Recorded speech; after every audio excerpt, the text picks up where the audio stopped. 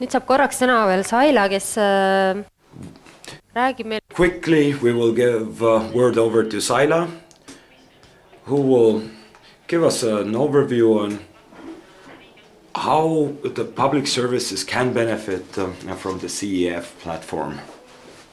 Go through the slides because there is repetition from this morning, and since we are running late, I will do it in a quick mode. So this we already said in the morning that we now have EMT@EC and we are now addressing multilingualism via machine translation, and we are moving from EMT@EC to CEF.AT platform. And in the framework of interoperable solutions for public administrations in Europe, it has already been thought what kind of different interactions there are between administrations between countries and between EU administrations. And so there are a lot of different, let's say, scenarios, use cases which are possible. And multilingualism can be almost in all of them. And so the idea, as we said this morning, is to reach the point where a person could use a public service in another member state in his own language. So the machine translation is seen as the only viable solution in order to achieve this goal. And here we have different scenarios or cases where machine translation could be used. First of all, there could be a person who does not understand the source language at all, so he or she could use it for quick understanding of the content, or for making a decision on relevance of the document and on routing it forward. Or then the other box where there's no box, and the person would understand both the source and target language, and then that would be a professional translator who would use the machine translation for producing a high quality translation for publishing and decision making. Or then it could be an expert user who would use machine translated content for post-editing, for national consultation or for national purposes. So EMT@EC is already there for you. It was released in June 2013. It covers all directions between the 24 EU official languages. It is based on statistical machine translation technology using open source software MOSES, which was co-funded by EU framework programs previously, but it has been further developed from MOSES. And it was developed as part of ISA program, which is about interoperability solutions for public sector administrations. You have two options. You have a web user interface or web services, which is like machine-to-machine service. The user interface is in 24 languages. The formatting is maintained, and there are specific output formats for translation, which are TMX and XLIFF. Andres will talk about the technicalities after me. The translation can also be received or returned via email, and it can translate multiple documents to multiple languages. It also gives you an indication of the quality for different language pairs using blur scores, and there is a feedback mechanism. So if you use the service, you get a result, and then you can give feedback on the result you have received.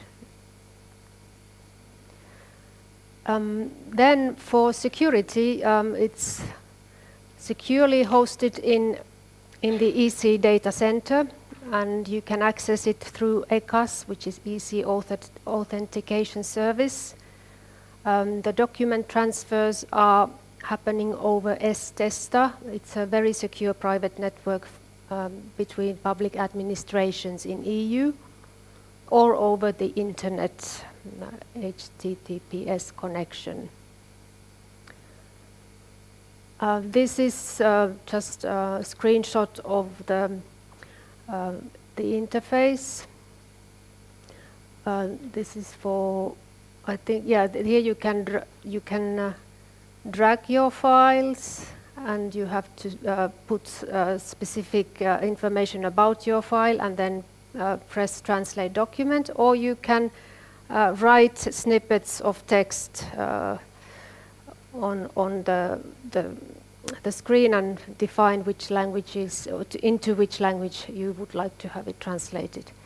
A classical example where MT@EC won't give any results. If you write "I love you," it doesn't understand it. So it sort of tells that it's not trained for spoken common language. It is based on EU official texts. So who can use it today? So all European institutions and bodies can use it. Like I asked, since I'm now in DG Connect, I was like, what should I do to get the access? And I was told, but you are working for Commission. You just go and enter and you have full access automatically. So it didn't require any further actions from me to try it. And then also online services funded or supported by the EU have access now, and public administrations in EU and EEA countries can have access. I mentioned the Euramis database, which is a repository of multilingual content from official EU documents. And here it says 725 million sentences. I got the latest figure from end of 2015. It's 940 million sentences. It's a huge database, and here you can see a bit the what is the distribution between the different European institutions. And it's growing all the time. All 24 languages are there, but there are big differences in volumes for different languages. So there is a free access to MT@EC for public administration staff. You need to get an individual ECAS username and password, unless you already have one. And you have to have your work email address there. And then you send an email to the colleagues in DG Translation asking for activation of access to the service, and they will activate the access for you and inform about it via email. These are the online services which are now connected to MT@EC, and these are not the digital service infrastructures I mentioned this morning. These are other things which are already working with MT@EC team. So there's internal market information system, which is an intranet for more than 7,000 public administrations in the EU member states, and MT@EC supports free text message exchange in this system. Then there's Solvit, which is an online problem-solving network. It's about misapplication of internal market law. There you have free text message exchange supported by MT@EC. And then the NLEX uses it, and also CIRCA-BC, which is Communication and Information Resource Center for administrations, businesses and citizens. And there it's used for translating documents, and for NLEX the use case is to translate results of queries. So what next? We are moving from MT@EC to the automated translation platform of CEF. So we want to build on the existing MT@EC services, but not to be limited to it. So we are open to other, let's say, tools, technologies, solutions as well. We want to put emphasis on secure, quality, and customizable MT for pan-European online services, but we are ready to move beyond this goal as well, and to become really a multilingualism enabler, not just an MT service. So the goal is very ambitious. And as for the digital service infrastructures of Connecting Europe facility, these are the 6 DSIs that we have chosen to be the first ones where we experiment or where we really want to tailor the system. And the basis for choosing these 6 was simply by the fact that they had expressed their own wish to do so. So it was not like forcing or anything, but they have told us that they have a need for such a service and that they would be ready to try it. Europeana is the digital European library where they would like to develop especially multilingual search function by using MT@EC. The Pan-European Open Data Portal, as I said, is already translating or using MT for metadata translations. Then the electronic exchange of social security information is also one of the ones that we plan to support.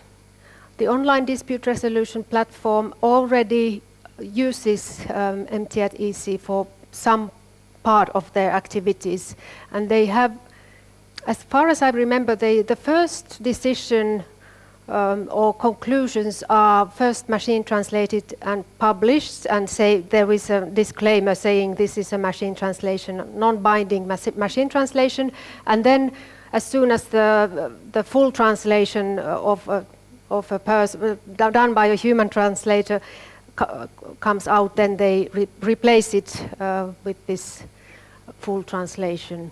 So it's used as for information purpose, like to be quick and to give the first impression of what has been decided in a specific dispute. And then e-justice is going to be one of our clients, and also Safer Internet, which is a trusted environment for children.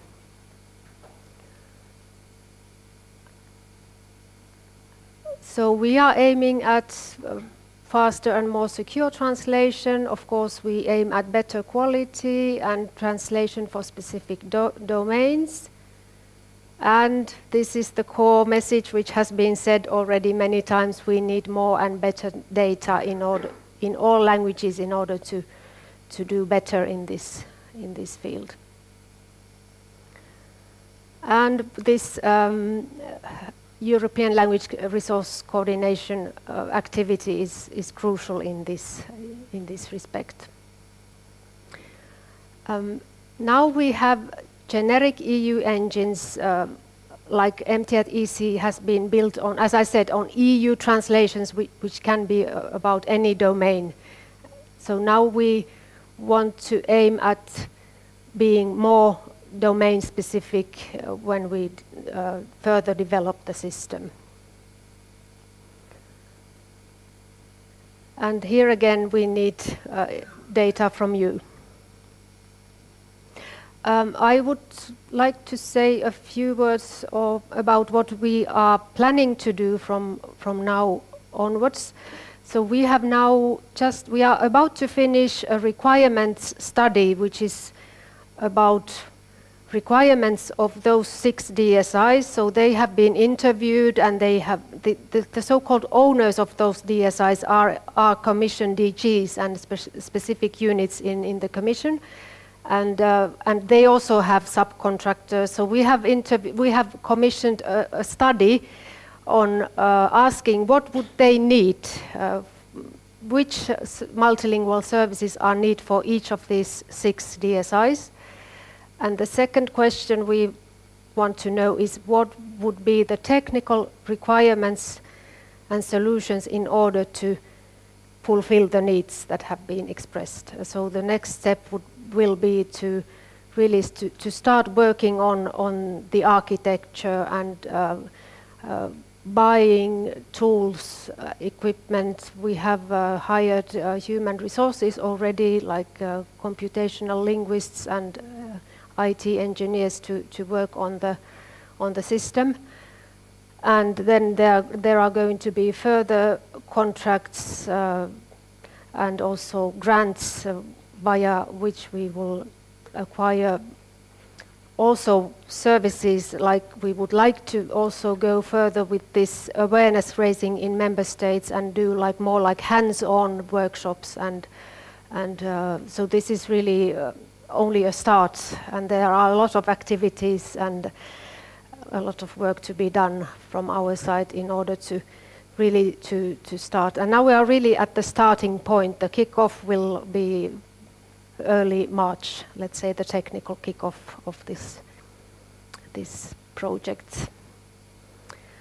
Do you have any questions or comments?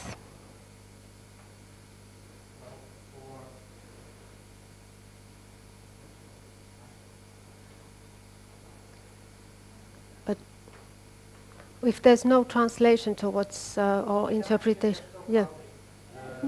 Yeah. Yeah.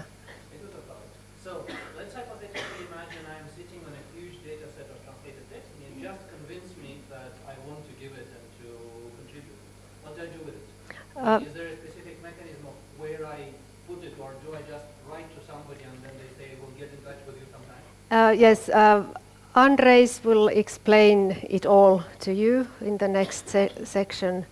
There we have a mechanism for that, and we use the contractors for that. But we also have thought of the option of going directly or coming directly to DGT. If you don't want to use these intermediaries, this is also possible. If you have any doubts, you can also go directly to the colleagues in DG Translation. Yes, so this is the idea. Anything else? If you speak loudly, then... Maybe really short one for 15 seconds. In the slides in the morning, there was a reference that it's free of charge for public entities, but there was also footnote during the CEF program period. So yes, so for now, since we don't know what happens after Connecting Europe facility is over, we can guarantee this access until 2020, until the program is running. But of course, the thing won't disappear, and it will, in practice, it will continue the access as well. Yes. Anything else?